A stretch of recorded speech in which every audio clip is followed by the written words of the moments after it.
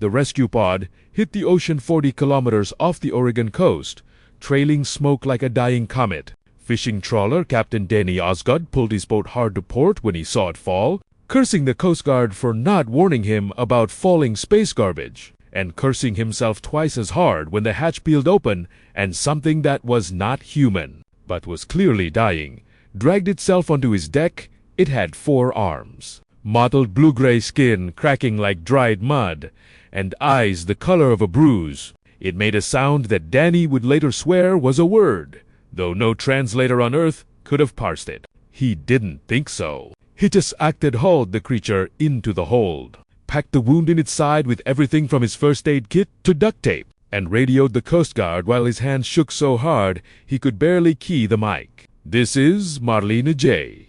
I got something out here. It ain't human. It hurts bad. I need a medevac now." They called it Specimen 1. At first, within 6 hours, it was Ket. Translated roughly, and within 6 days, it was gone.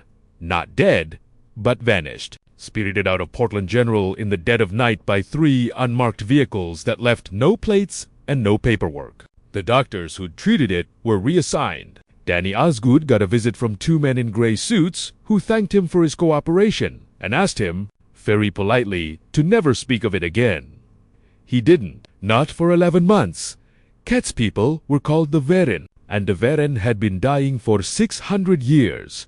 Not dying loudly, no war, no plague sweeping through their cities. Dying the way a fire dies when you stop feeding it. Their sun was cooling faster than their models predicted. Their colony ships had failed one by one in the dark between stars, and worse than any of it, they had stopped trying. 6 centuries of retreat had taught the Verin that hope was a luxury species that dies anyway and doesn't get to keep. Ket had been a scout, one of the last few sent out on ships barely holding together, expected to find nothing and report back nothing and quietly become nothing, like all the scouts before him. His ship had broken apart entering Earth's atmosphere. He remembered falling. He remembered thinking, with the strange calm of a person already dead, "At least it will be quick." Then a small pink creature with rough hands and a boat that smelled of diesel and fish guts had pulled him out of the water and refused, with a stubbornness Ket had no framework for, to let him die. He lived. He recovered in a government facility, surrounded by armed guards and scientists who studied him like a puzzle box, and every single one of them, without exception, treated his survival as the only acceptable outcome. Not because he was valuable, not because he might have technology to offer, because he was hurt, and hurt things got helped. It made no strategic sense. It made every kind of sense he'd never been taught to look for. When his people's remaining fleet, 9 ships, all that was left of the Verin civilization, fleeing a system that had finally gone dark, picked up his last transmission before the crash, they rode him off. Scouts didn't come back. That was the shape of the universe they'd learned to live in.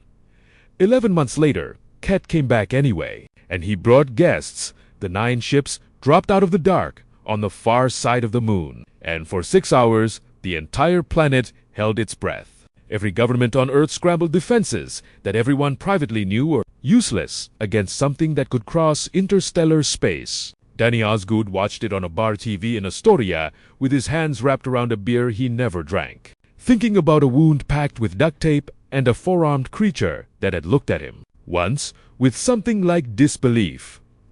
The lead ship hailed Earth in halting English, learned from 11 months of recordings smuggled off a dying man's ship. "We are the Verin," the voice said. "We do not come to conquer. We came because our scout Ket told us something we did not believe. He said your species pulls the dying from the water. He said you do not ask what a thing is worth before you decide to save it." A pause, staticky and long. "We have watched your world for 11 months, from the shadow of your moon. We have listened to your broadcasts, your storms, your wars, your arguments, your songs. You are not a peaceful people. You are not a gentle person. But your fishing boats stop for strangers, and your hospitals do not ask a dying man his allegiance before they treat him. We had forgotten a civilization could still be built on that. We had forgotten it was allowed. Our sun is dying. Our children have not seen a green sky in 3 generations. We are not asking for charity. We are asking if a species that saved one of us, expecting nothing, might have room for the rest. The president's response. When it came 6 hours later, after a UN session that ran through the night, was 4 words long, spoken by a Secretary of State who'd grown up on a farm in Nebraska and had cried twice reading the Verin transmission, "Come on down. Welcome home."